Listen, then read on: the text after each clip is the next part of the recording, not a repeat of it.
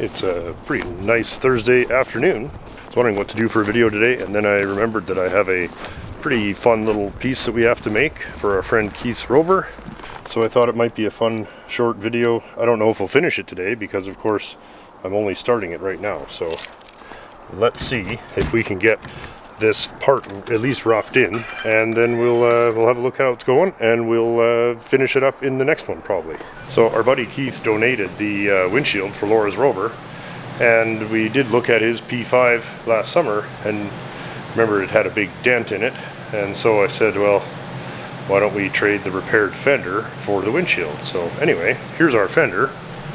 So far I've had my niece out taking the paint off of it and the old bodywork. This is all reasonable, I guess. And what we've got is the whole bottom of this is rusted out. You can see that's right through and that's right through.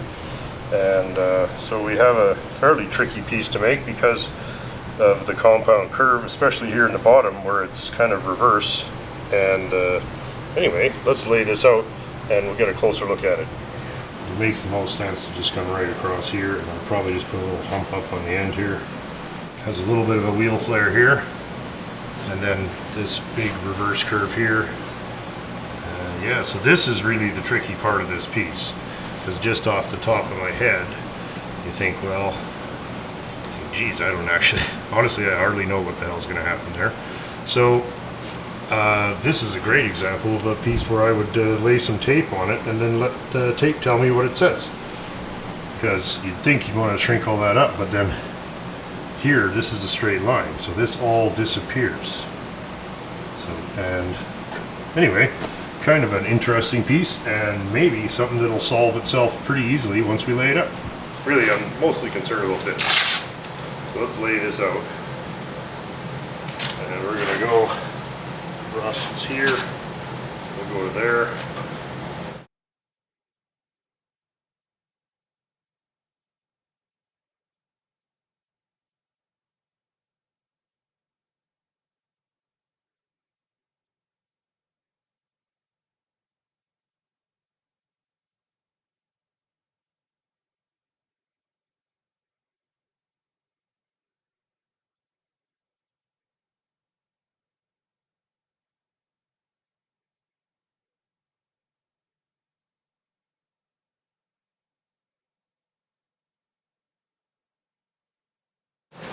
Doesn't look like much, right? But what we see right away, we can see that that tape pattern is not going to lay flat. So when we try to lay it flat, it'll tell us what we have to do to turn a flat piece of steel into something with a shape like this.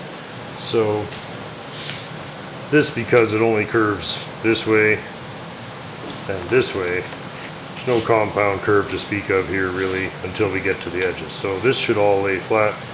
So what we're kind of seeing is it looks like this shape, I thought that we'd be shrinking it here, but it looks like this shape could be created by just stretching this. If you try and lay it flat and it wrinkles up like this, that means that this is all, this edge is longer than here. So that says we cut this shape out of a piece of steel, we're going to have to stretch this corner and not much more, which is really weird. But there it is, right? You can even see when we hold that up to the shape like the car has, that flare just kind of is here, and then you're left with really, and you can even almost see how much you have to stretch it.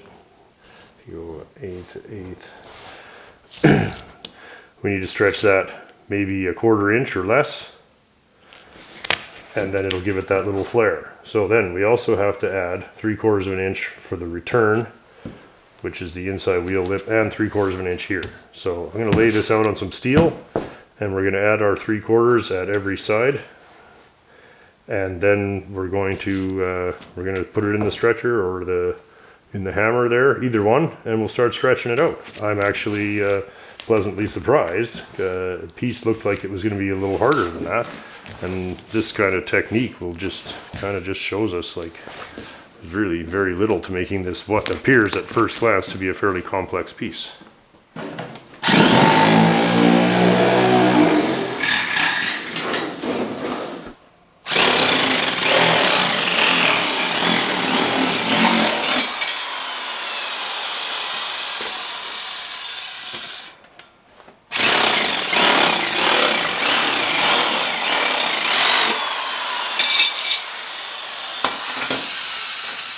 Okay, I'm going to stretch this out on the little pneumatic hammer thing here. I'm going to start by stretching this area here, which is where the flare is, and we're going to stretch here, which is also the flare, and because it needs to flare up this way and it needs to curve this way a little bit.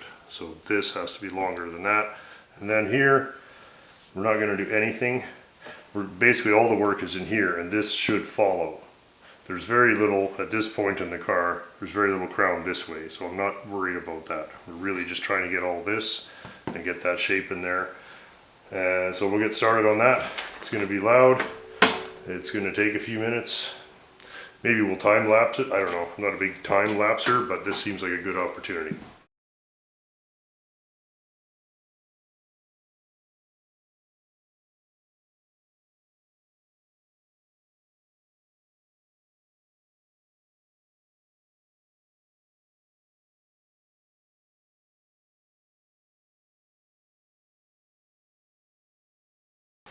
We see got a bit of a flare going there, and again no real shape to it yet, just trying to stretch it. You know, it's up a good couple of inches there. So I'm gonna just start bringing in the shape of the panel this way. When we hold it like that, the whole panel, it's starting to. So the thing is, the more curve we put here, the more this has to stretch. So we got to start deciding where we're going to go here. Get your log or whatever. Start laying it up there. It's actually not bad. Thing is, we got to get that reverse in here, and that's right about there. So, caveman there, I guess. Right now, we're not worried about making it nice. Just trying to figure out what's going on. I'll try driving this down. Look at that. Helps kick that right up.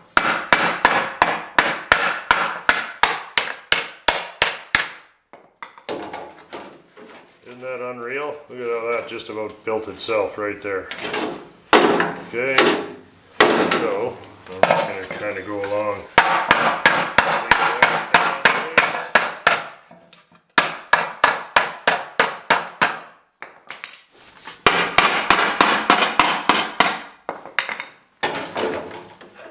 Looks like we got to be a little lower in there.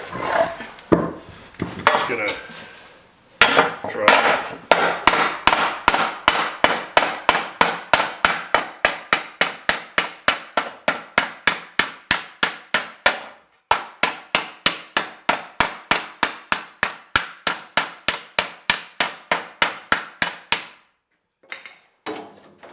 Not taking much effort to flop it on there now, so that's good. So, yeah, we're definitely a little flat there. So, back to the thing. So, got it very crudely bashed out, and you can see the main feature is this flare here, and by the time we get back down to the bottom of the fender, the flare is gone, just like we wanted. And that, at first, looked like a tricky piece, but you can see most of the actual work concentrated in that one little area. Now, getting that right, you still got to get it right, but now we're gonna just hammer it flat a bit. Nothing fancy, just kind of clean it up a bit.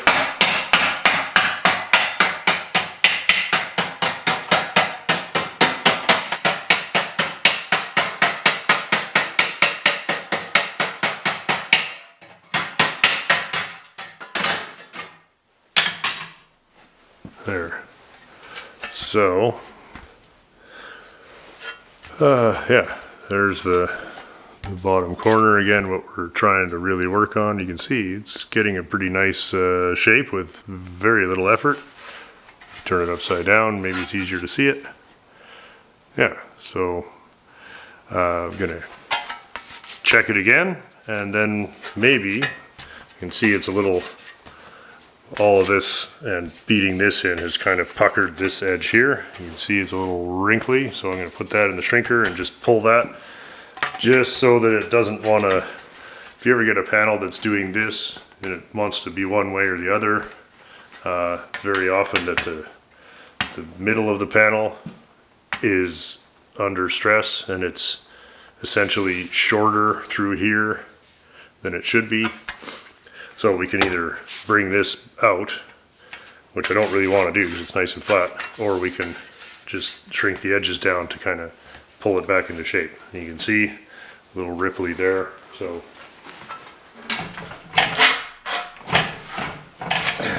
okay, a little better. Let's go see it. There we go.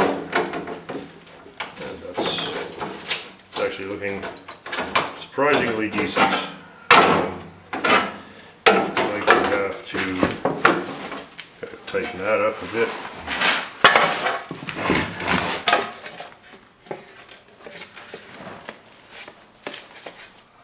The next step here is to start folding these edges over, and when we do, it's going to want to all turn the wrong way because this is too long now. So when you turn that almost 180 degrees, this longest edge has to become shorter than the edge beside it. And here we should be close. This one should just go in the break and stay nice and straight. So, and this edge here, which wraps right around here, we'll cut it to length after we get this fit here. So, right, at this point, because we have the approximate shape of the job, all that's really left is to, fine-tune the bumps out of this and fold the edges over. So the only edge that's really going to present any amount of difficulty is this one that we flared out here. And so I'm going to start just with some pliers. We're just going to fold that over. And we'll see how that goes. You can see it's not very happy to do that, and that's fine. We're just going to make it do that anyway. We're going to deal with it after we're done a little bit, at least get it started here. There, you can see the basic problem there. That doesn't really want to do that. So I'm going to go put it in the little kick shrinker, and we're just going to pull all that into shape, not go too far. And then we're going to lay it back up. Right now I'm just kind of packing it down, and it's going to shrink a bit by itself just from doing that. And here, don't need much, but here we do.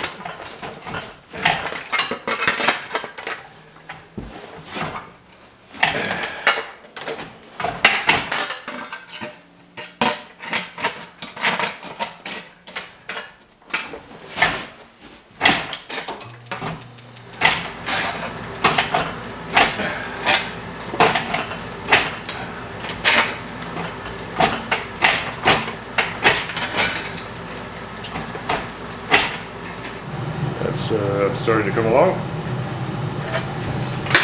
Now I'll do some details here.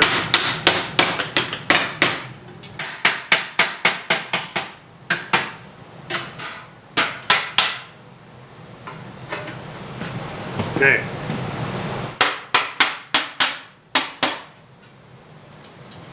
Okay, try it again.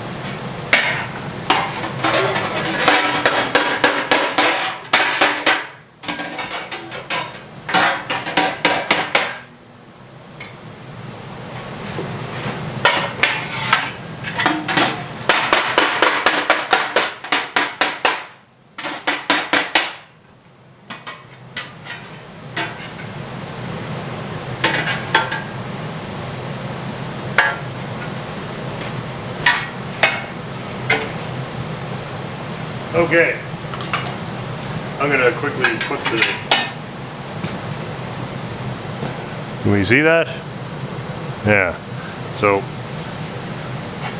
it's coming along. I'm just gonna quickly assign a kind of shape to this here, just to get these little kinks out, and then we're going to be close. And anyway, I might run out of time to finish this piece today because I want to get the video up, so we might make this a two-piece piece, if you know what I'm saying. A two-part piece, anyway.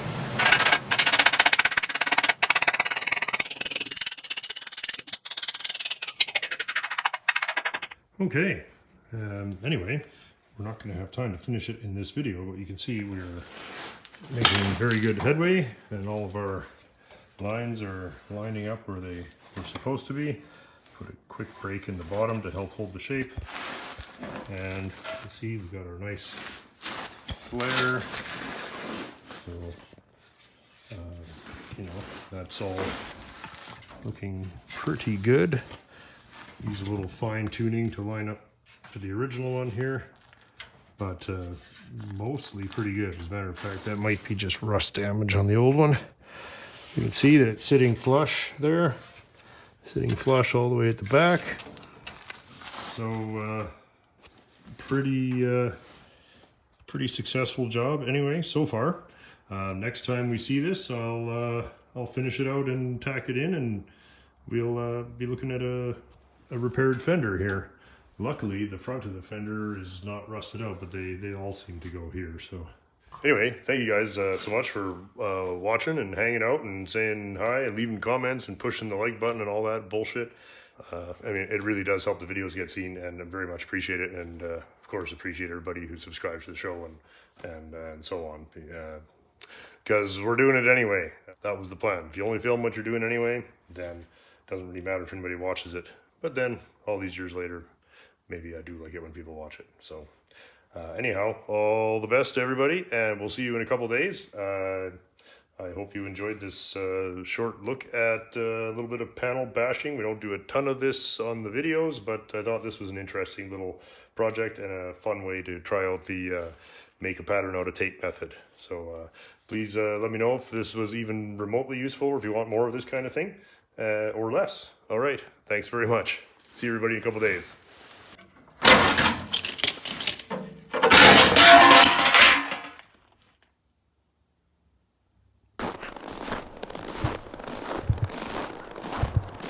A regular contributor. Same old shit.